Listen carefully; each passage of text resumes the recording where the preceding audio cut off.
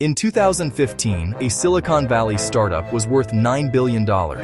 It promised to revolutionize medicine, a tiny device that could run hundreds of blood tests using just a single drop of blood. Investors poured in hundreds of millions. Elizabeth Holmes, the founder, was called the next Steve Jobs. But there was one problem. The technology didn't work, and what followed became one of the biggest fraud scandals in Silicon Valley history. The story begins in 2003. Elizabeth Holmes was just 19 years old when she dropped out of Stanford University. She had a bold idea. Instead of taking large vials of blood from patients, what if doctors could run hundreds of tests using just a finger prick? She founded a company called Theranos. Holmes told investors her technology would make healthcare cheaper, faster, and more accessible. It sounded like the future of medicine. Investors loved the vision. Theranos raised over $700 million from powerful names, former secretaries of state, military generals, billionaire investors. At its peak, Theranos was valued at $9 billion. Elizabeth Holmes herself was worth $4.5 billion on paper. She became the youngest self-made female billionaire.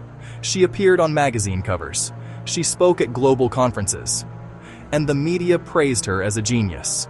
But behind the scenes, things were very different. Theranos claimed its device, called the Edison machine, could run hundreds of blood tests using a tiny sample.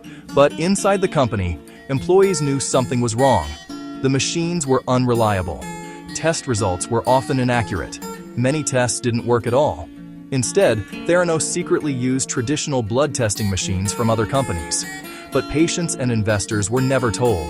The company continued promoting technology that simply didn't exist. The truth began to come out in 2015. A journalist named John Carreyrou from the Wall Street Journal started investigating the company. Former employees began speaking out. They revealed that Theranos had been misleading investors, doctors, and patients.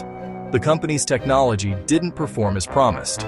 Some patients even received incorrect medical results. The investigation triggered a massive scandal. Once the story broke, everything unraveled quickly. Regulators launched investigations. Partnerships with major pharmacies collapsed. Investors pulled out. The company that was once worth $9 billion rapidly lost all credibility. By 2018, Theranos shut down completely. The company was essentially worthless. But the story didn't end there. Elizabeth Holmes was charged with multiple counts of fraud. Prosecutors argued she knowingly misled investors about the company's technology and financial health. After a long trial, Holmes was found guilty on several counts of fraud.